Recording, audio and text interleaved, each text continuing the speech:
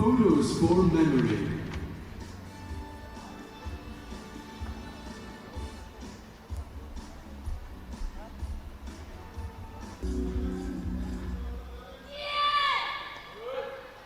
Altmış 2 kilogram edi birinchi chiqishdagi natijasi.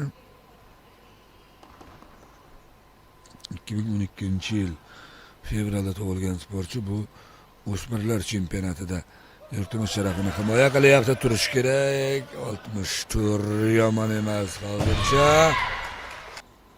Parishmita Gogoyi, demak bu 63 kilogram hozircha olingan tosh va endi 65 kilogram sinov ko'ramiz.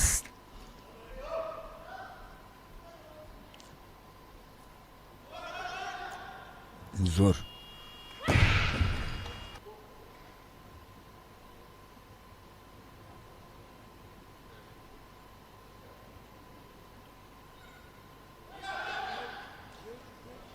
Zo'r.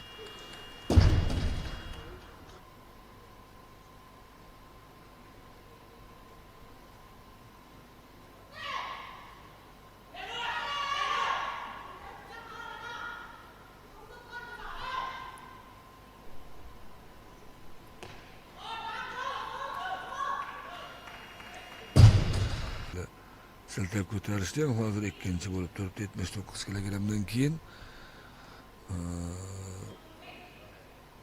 Uchinchi o'rindan pastga tushmaydi ikki kurash bo'yicha ham, ikkinchi mashqda ham.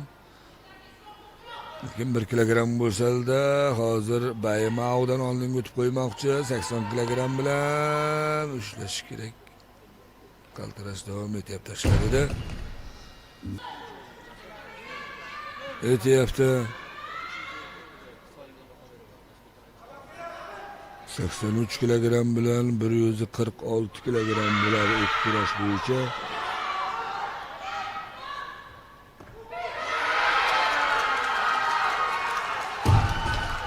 Bo'ldi.